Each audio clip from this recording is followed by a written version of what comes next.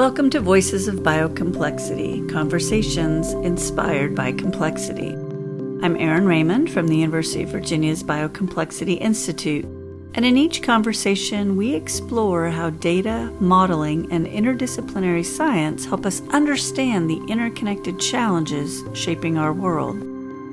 Okay, every year the flu is on people's minds. Every fall we're told, get that flu shot.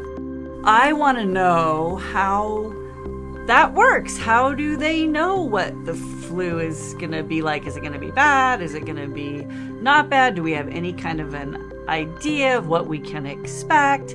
And fortunately, I work with some really smart folks, including Aniruddha Adiga, who is a research assistant professor here at the Institute. And so I have been pestering Aniruddha about the flu and how the Institute works with the flu so that we can maybe understand more about how the nation and the CDC tries to prepare for the flu, which keeps coming back every year, no matter what we do. Okay, so I want you to start off with what is the group that you work with on that regular basis to do the flu? Is it FluSight? Yes, that's okay. the FluSight network. Right. And it is basically out of the influenza division in CDC. In CDC, Yes. Okay. So every October, we start this influenza forecasting. Okay. It's mostly a short-term forecasting, because it's very hard to kind of understand what the season will look like. Yeah. Just with the limited data we have. Right. At the start of the season. It's very difficult to make projections for the entire season. Yes, I would imagine. Yes, yeah. Right. So what we do is we just do these 1 to 4 week ahead forecasts. Given the data we have until now, we then predict what's going to happen in the next 4 weeks. And where do we get that? Where does that data come from? Like, what are they looking at? Yeah, so the data we use is from NHSN, which is the hospital admissions due to influenza. Okay. Right. Okay. I think so. They kind of aggregate the data. Right. From multiple hospitals. Right. They collect it all together. Yes. And then they provide us data at the state level. Resolution. Oh, yeah. Okay. So you don't know the county level from this data. You know state level. Not anymore. Okay. It used to be provided to us back during COVID times. Right. But since then, they just aggregate it to the state level. Okay. And for CDC, that's good enough. Yeah. Forecasting at the state level. Sure. So we just provide state level 1 to 4 week ahead forecasts. Okay. And every week they update this data. Right. And they expect teams who are participating in this FluSight activity to provide forecasts or update their forecasts for the next 1 to 4 weeks. Okay. So you're continually getting new data and updating it. Yes. And who else? Like you said, teams. Who are these other teams? That's a good question. So if you look at the FluSight network, they have been pretty open. Anybody can come and participate. So there are a lot of academic partners, academic institutions. There are even federal agencies that come and participate. Okay. And then there are people from national laboratories. Oh, sure. Yeah. And even private companies. Like Google is a they're one of the folks. One of the teams which participates, in addition to multiple other teams. Right. Right. So the private companies, there's no a barrier, anybody can come and participate. Okay. So any researcher, yes. Oh, that's kind of interesting. So is there is there a competition? I mean, I know you don't obviously get a trophy at the end, but is there a ranking system of who's closest?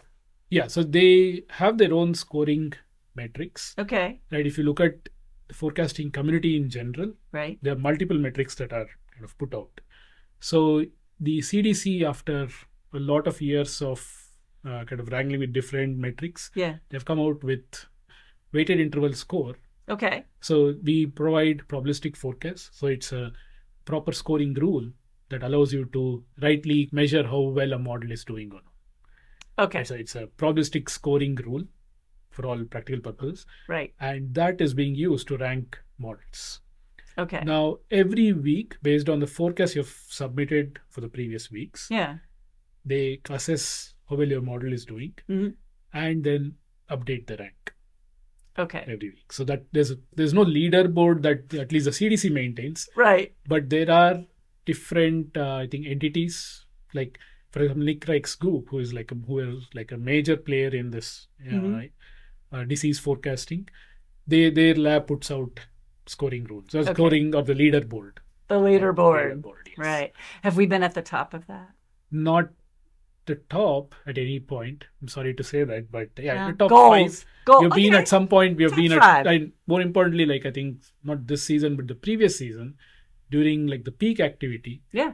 We were actually in one of the top 3 teams. Yeah. Yes. So that was near the peak, and that's an important phase in the. Yes, you want to get that influenza. right. Yes, exactly. So because they're going out and determining what the burden would be.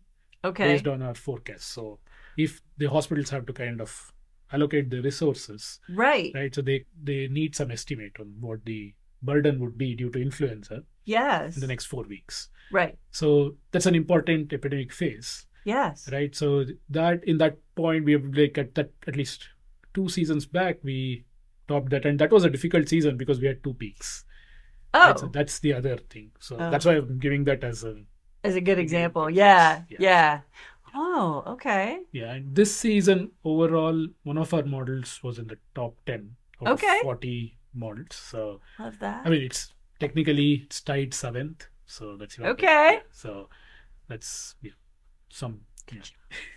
I mean, it's the ranking also. There's a lot of debate about sure. Anybody with the lowest weighted interval score is probably the best performing model. Right. But anybody with a slightly lower WS score, we don't really understand whether that model is doing considerably worse than the best model. Yeah. So there's a lot of debate. And in fact, when I went last week to a CDC conference or a meeting, that was one of the key things they were showing. Like 2 models had very similar scores, weighted interval scores, but their forecasts look completely different. Wow. Right? So that is something that we are investigating. Right. What's the significance of those scores? Right. In your ranking, does it really matter if one is 0.5 versus another model having a score of 0.51, for example? Right. Does that difference really matter? Right. So we have been, like our group also, we have been trying different ranking schemes. Okay. Like you group models based on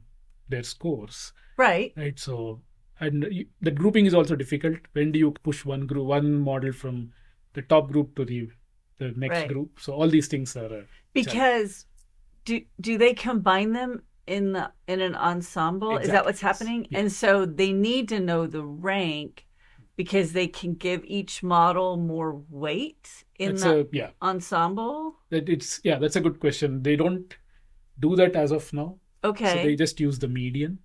Okay. Right. So there's the median.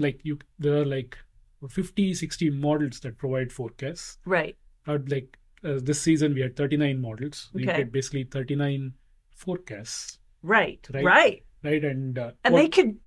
I mean, there's a lot of diversity. In fact, that's something that our group is looking at. Yeah. Diversity in the forecast. Right. But all that is summarized by just taking the median of these forecasts. Okay. Right. But the problem that we see is the lack of consistency in the performance. Right. So all these things are if you look at the past 4 or 5 weeks, a model can be doing extremely well. Mm-hmm. Right. And then the next week, when it takes the seasonal influenza takes a very different direction. Right. This model might not get it right. Right. It might not have caught that, anticipated that it was going to take either it would, during an onset, just when there's no activity and then there's an onset. Right. This model might fail to pick up the onset. Right. Right. There are probably other models which are doing better than it, but in the previous weeks, they were not doing that well. Right. Right. And now, even during a peak, some models might pick out the growth phase really well. Okay. But it might overshoot significantly. Right. So, but peak also, you don't want to over predict or the peak. Yeah. There are some models which might be doing really well there. Sure. They might not have been doing well in the growth phase. Right. But they might have picked the peak better than this model. So you have all this variability coming in, and the performance varies across time. Yes, of course. Right. And we had this paper also where we said different models are perform well during different times in the pandemic or even during the seasonal influenza. Yes, right. So then if you have this much variability, then I think the best way to go about is use every model's forecast, equally weight them. Right. That's the mean ensemble. Yes. Or you could just take the median. Right. So where the median would be probably a best estimate. Okay. Of better than the mean. Okay, to remind everyone, so median is you line them all up, and that's the one in the middle. Yes. So you're looking at the middle ground. Right. And the mean is you add them all together and then you divide them by the number of models that you have, and that gives you the mean. Just in case anyone forgot that from whatever high school math. Okay, so the median is better than the mean, maybe. Yeah, so it's basically it is not subjected to the outliers. Oh, yes. If you have someone who's way like off, saying, this is a huge peak. And and the reality is that it's here and everybody else is here. Yes, that makes sense. Yeah, that makes a big difference, right? So some might overshoot significantly. Right. And or have some really bad forecasts. Yeah. It's a natural way of trimming out these forecasts, the median. By doing the median. That's why after much consideration, they have just relied on the median. Right. But this season, we have been trying a lot of things around the trained ensemble, where how do you weight these models? Okay. Right? You want to give them different weights for, right? Right. So we've been exploring that angle too. And there are multiple ways people do it. Like, as I said, like the best model gets probably the highest weight. Right. Of course. Yeah. Sometimes they just choose the best model. Yeah. Right. Or you could actually weight them. You can have a distribution. A model which does probably not as good as the best performing model. You give it slightly lesser weight. Right. Then kind of distribute the weights. Yeah. And you could still be sparse. Like you take just the top 10 models. Right. And assign them the weights. Right. But the issue is you're relying only on those 10 models. Yeah. Right. And given so much variability, this is an operational thing, right? Yes. You don't know if that model can produce forecast next week. Right. Because, I mean, it changes. It changes and it's also operational in a sense. Something their team could not submit the forecast because of, suppose their high performance computing cluster broke down. Like it died that week. Yeah. And there's I think what we didn't mention to the listeners or the viewers is that this is an operational thing which every Wednesday the data gets updated in noon. Okay. Wednesday noon. Right. Around noon. And then you have to submit the forecast the same day before the midnight. Oh, so if your computer died, if it's down, then you cannot submit that week. You might not submit the best version of your model. You might just use the previous week. Right. It's not just the computer dying down. They might have hit a bug or something. Right. So they might have had a bug in the code and they could not rectify it before the deadline. Right. So they resorted to probably an inferior model. Right. So all these things can happen. Right. Right. And we have seen that happen too, even with us. Yeah. So you really don't know if the same set of models will continue to exist next week. The next week. Yeah. So it might change. Wow. Although we have seen that it's stabilized now. Okay. We basically see inclusion of new models every week. It's one of the top models.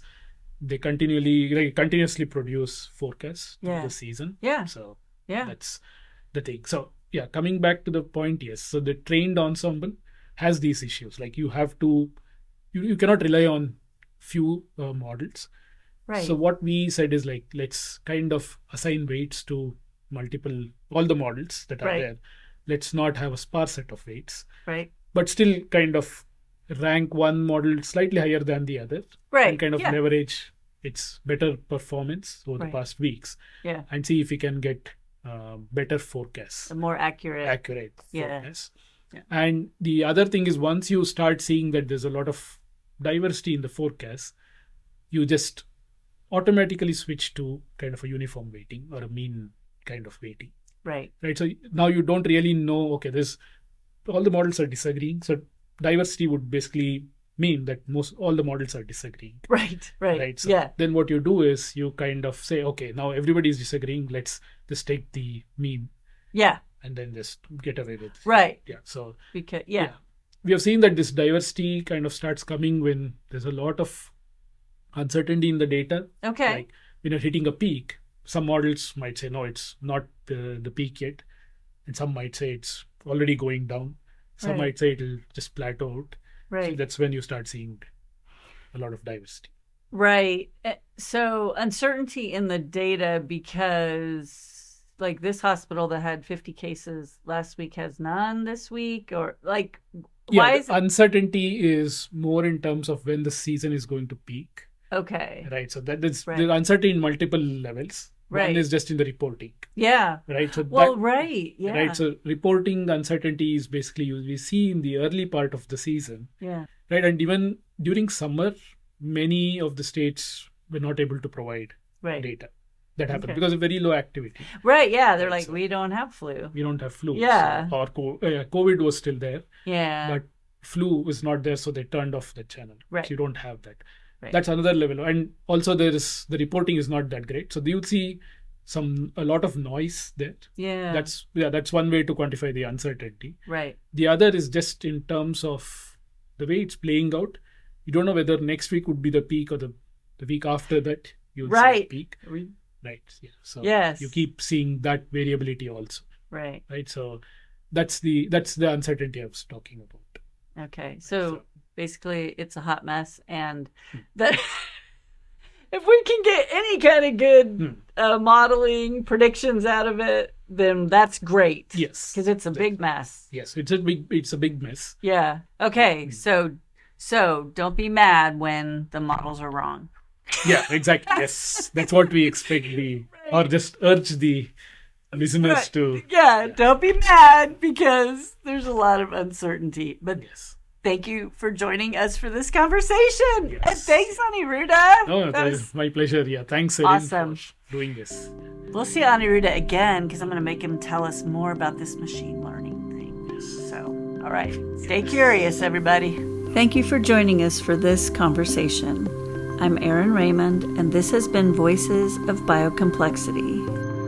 If you enjoyed today's discussion, you can find more conversations, videos, and stories from the Biocomplexity Institute on our website, YouTube channel, and your favorite podcast platform.